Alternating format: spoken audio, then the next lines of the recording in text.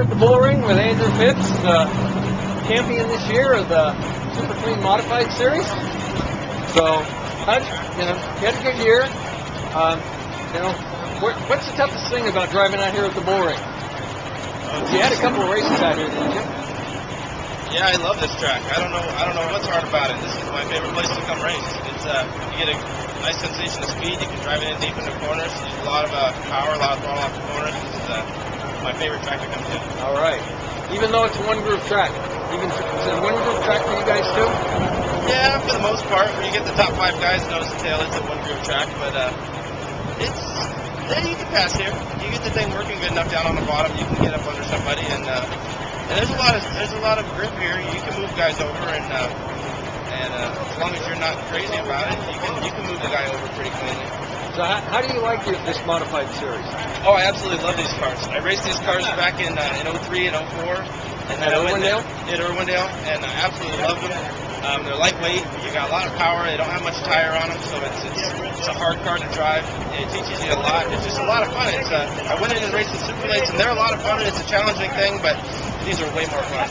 It's like trying to drive a Viper on an ice rink. It's just stupid power, and they're just hard to drive. They're very frustrating, but it teaches you to be really smooth and not overdrive the car, and you can kill the tires in a matter of 2 laps, so you just got to be really gentle. And 75-lap race, and there's guys, I don't even know half the guys that showed up here, but the ones that I do know there's some really good guys here.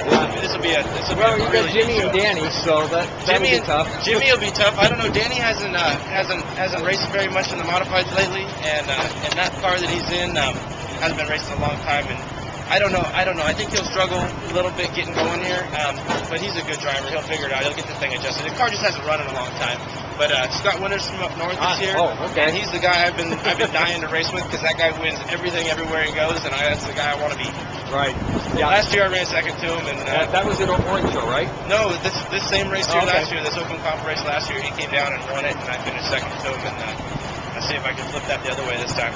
So this year had to be especially pleasing after the frustration last year. Oh man, last year championship. Last year was a heartbreaker, man. We were leading the points. After we took the point lead, we won 2 out of the next 3 with a second, and went into the last race of the year. And all we had to do was finish. I think we had to finish like 13th or better, if depending on where Jimmy finished.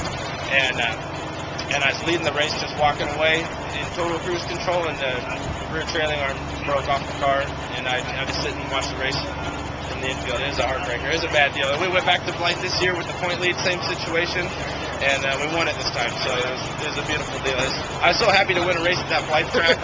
I'd never seen a racetrack like that in my life. I mean, there's no straightaways. It is a weird little track, but it's really hard and challenging, and there's some guys that are really good there.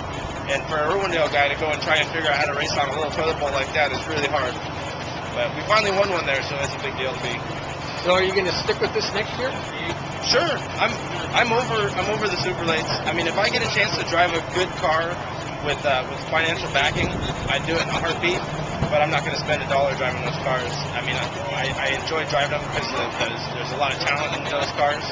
But this is way more fun, and I like the traveling part of it. We race a different track each week, and you're racing with the best guys from every track when you do the tour. And the tour pays pretty well. It's not ridiculously expensive. I do this out of my garage with my dad and my father-in-law, and we're just having fun. We've just changed our attitude. Before it was win or we're not having fun, and now we're just there for fun, and we'd still win just as much. So it's just fixing the attitude. If you go to the track looking to have a good time, and I don't get upset, and I really enjoy the guys that I race against. They're tough, but they're fun to hang out with, and we usually go out a couple beers after practice is over and after the race is over. We get along real good. There's not so much money and ego and stuff that the guys can't all get along and enjoy each other's company. And we give each other respect, because we're on the same boat. We don't have a lot of money, but we want to race. So this is a great deal. You've got a racing heritage. I mean, your dad was a champion at Saugus. He used to come down and race with us at El Cajon. And and both these cars in the Sportsman. He raced these cars. That's why I love these cars, I think, really, is because he raced these cars. He raced the Supers, and then he went, he couldn't afford it anymore. He got into these modifieds, and I fell in love with them because they're just such cool cars.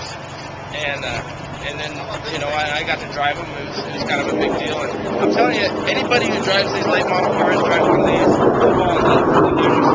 It's just a driver.